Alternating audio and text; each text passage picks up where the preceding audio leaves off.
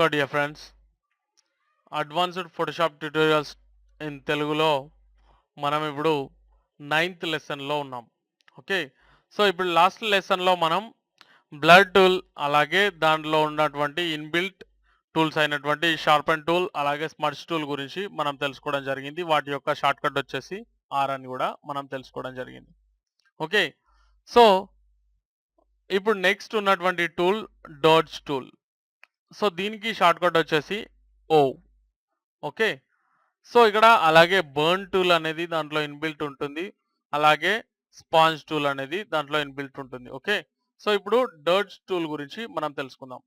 So డర్జ్ tool అంటే సింపుల్గా చెప్పాలంటే ఏదైనా ఒక పార్ట్కి, అంటే ఒక ఇమేజ్ లేయర్ పైన ఏదైనా ఒక పార్ట్లో మీరు ఎక్కడైతే బ్రైట్నెస్ అనేది మీకు కావాలనుకుంటున్నారో అక్కడ మీరు బ్రైట్నెస్ని అప్లై చేయడం కోసం దీన్ని ఉపయోగించవచ్చు. ఓకే, సో ఇప్పుడు నేను ఇమేజ్ని పెద్దగా చేశాను చూడండి కొంతవరకు.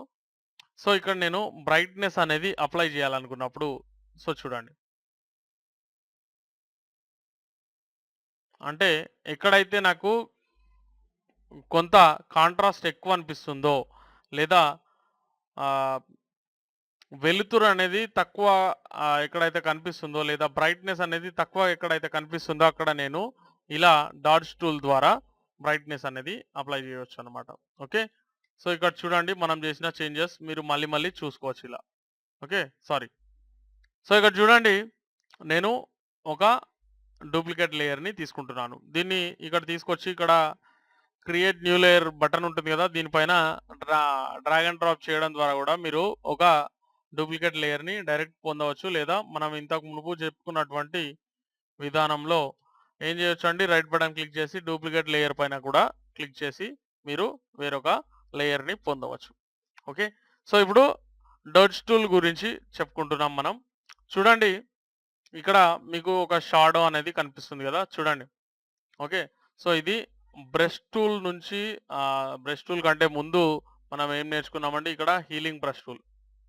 ఓకే, సో ఇక్కడ నుంచి ఇక్కడ వరకు అన్నీ కూడా దాదాపు బ్రష్ అనేటువంటి ఒక టూల్ పైన ఆధారపడి ఉంటాయి.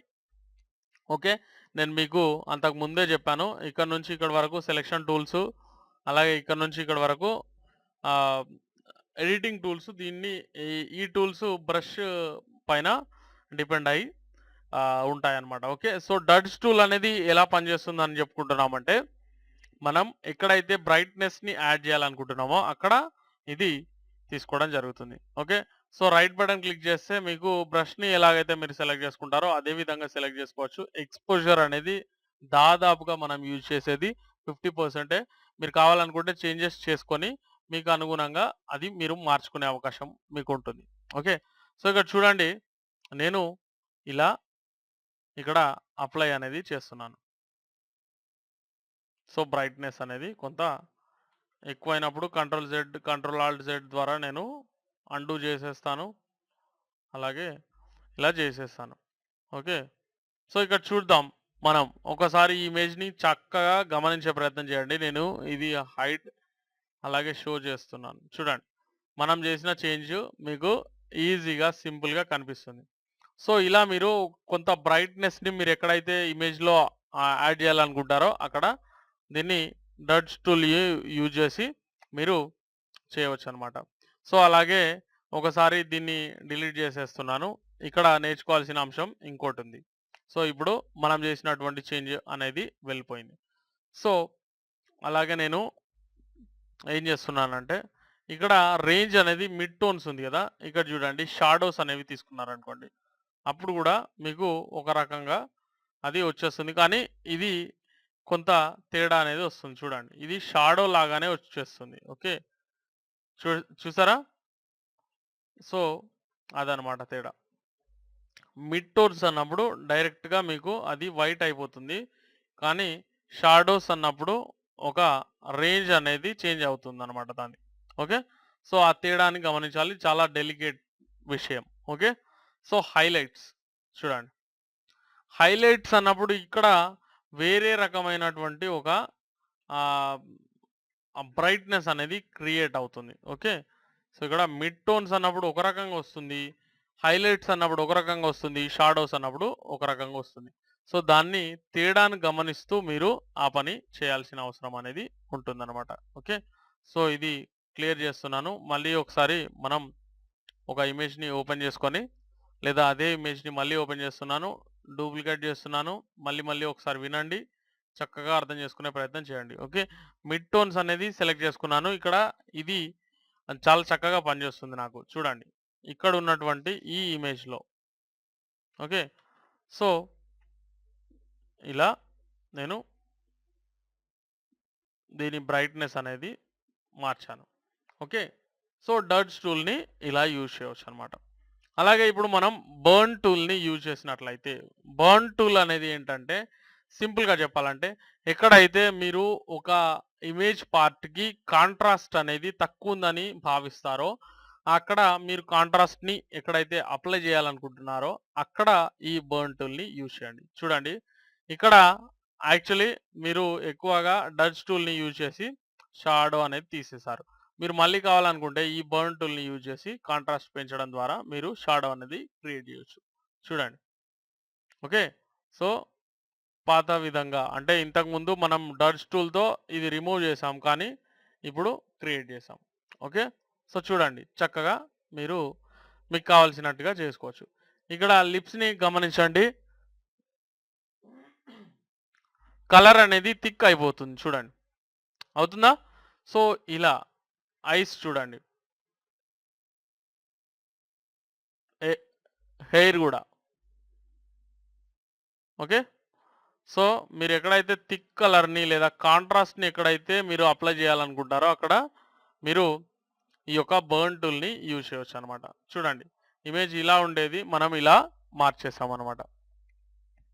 ఓకే. సో, చేంజెస్ అనేవి మీరు ఎప్పటికప్పుడు చూసుకునే వీలు గూడా మీకు ఉంటుంది. ఇక్కడ స్పాంజ్ టూల్.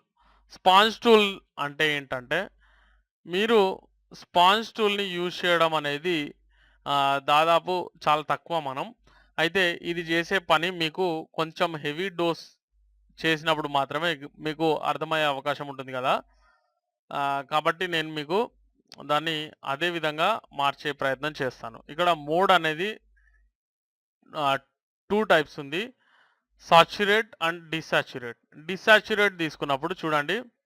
ఇక్కడ సాచురేషన్ అనేది మొత్తం వెళ్ళిపోతుందనమాట. అంటే కంప్లీట్‌గా అది బ్లాక్ అండ్ వైట్‌లోకి వచ్చేస్తుంది చూడండి.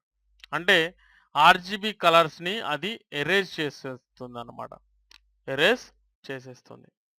ఓకే. మీరు ఈ యొక్క స్పాంజ్ టూల్‌ని యూజ్ చేసినట్లయితే కలర్‌ని సింపుల్‌గా ఎరేజ్ చేసేయొచ్చనమాట. చూడండి. ఓకే.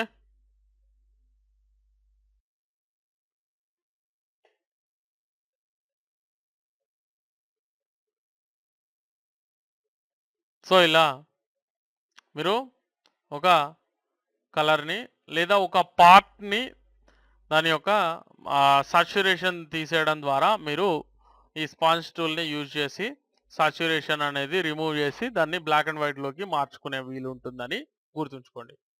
సో, ఇక్కడ సాచురేట్ అన్నారనుకోండి. చూడండి. సో, మళ్ళీ కలర్ అనేది అప్లై అవుతుంది. అయితే ఈ ఒకసారి చేసిన తర్వాత మీరు మళ్ళీ చేయాలనుకుంటే గనక అది ఇలా పాడైపోతుంది. ఓకే. సాచురేషన్ అనేది మళ్ళీ ఎక్కువ హెవీ డోస్ అనేది యూజ్ చేయడం ద్వారా మీకు అది పాడైపోతుందనమాట. ఓకే. సో, అలా కాకుండా మీరేం చేయొచ్చంటే, మనం ఒరిజినల్ ఇమేజ్‌ని తీసుకొని సాచురేషన్ గూడా అప్లై చేసే ప్రయత్నం చేద్దాం. సో, ఇప్పుడు చూడండి. సో, ఇలా సాచురేషన్ అనేది మీరు సాచురేట్ అనేది పెట్టుకొని ఇక్కడ స్పాంజ్ టూల్‌ని యూజ్ చేసినప్పుడు కలర్ అనేది హెవీ అయింది చూడండి. ఇక్కడ ఇలా ఉంది యాక్చువల్లీ. సో, ఇలా మారింది. సో, జరుగుతున్న తేడాని మీరు గమనించాలన్నమాట. ఓకే. సో, సాచురేషన్ అనేది మీకు కావాల్సిన చోట మీరు పెంచుకోవడానికి ఈ యొక్క టూల్‌ని చాలా చక్కగా ఉపయోగించుకునే అవకాశం అనేది ఉంటుందన్నమాట. Okay. So, dodge tool, burn tool, sponge tool గురించి చాలా చక్కగా మీరు ఈరోజు నేర్చుకోవడం జరిగింది ఓపికగా. సో, నెక్స్ట్ క్లాస్‌లో మనం నేర్చుకోబోయే టూల్ పెన్ టూల్. చాలా ఇంపార్టెంట్ టూల్. సో, ఒక ప్రొఫెషనల్ ఫోటోషాప్ ఎడిటర్‌గా మీరు మారాలనుకుంటే నెక్స్ట్ క్లాస్‌ని చాలా చక్కగా చూడాలి. ఇప్పటి వరకు అయినటువంటి 9 లెసన్స్ కూడా మీరు క్షుణ్ణంగా ఐ మీన్ చాలా చక్కగా చూసేసి, నేర్చుకొని, వాటిని మైండ్‌లో పెట్టుకునే ప్రయత్నం చేయాలి. ఓకే. అంటే దాదాపుగా నెక్స్ట్ నుంచి ఏంటంటే, పెన్ టూల్ స్టార్ట్ అయిన తర్వాత మీకు ప్రాక్టికల్స్ ఎక్కువగా ఉంటాయన్నమాట. అంటే దాన్ని అబ్జర్వ్ చేయాల్సిన అవసరం ఉంటుంది. ఎక్కువగా మీరు దాన్ని ప్రాక్టీస్ చేయాల్సిన అవసరం ఉంటుంది. లేదంటే చాలా కన్‌ఫ్యూజన్‌లో పడిపోయే అవకాశం ఉంటుంది. కాబట్టి ఈ 9 లెసన్స్‌ని చూసేసి మళ్ళీ మీరు రేపు ఆహ్, ఐ మీన్ నెక్స్ట్ 10థ్ లెసన్‌ని చూస్తే చాలా ఉపయోగకరంగా ఉంటుందని నా అభిప్రాయం. ఈ వీడియో మీకు నచ్చినట్లయితే మీ ఫ్రెండ్స్‌తో ఫేస్‌బుక్‌లో గానీ, ట్విట్టర్‌లో గానీ, వేరే ఏదైనా సోషల్ నెట్వర్కింగ్ సైట్‌లో గానీ షేర్ చేయడం మర్చిపోకండి. అలాగే మా తెలుగు కంప్యూటర్ వరల్డ్ గురించి మేము అందిస్తున్నటువంటి ట్యుటోరియల్స్ గురించి మీ ఫ్రెండ్స్‌తో డిస్కస్ చేసే ప్రయత్నం చేయండి. సో, ఇది అందరికీ హెల్ప్‌ఫుల్ కాబట్టి మీరు ఎవరితో షేర్ చేసుకున్నా గూడా మీరు వారికి హెల్ప్ చేసిన వారవుతారు. Thanks for watching this video.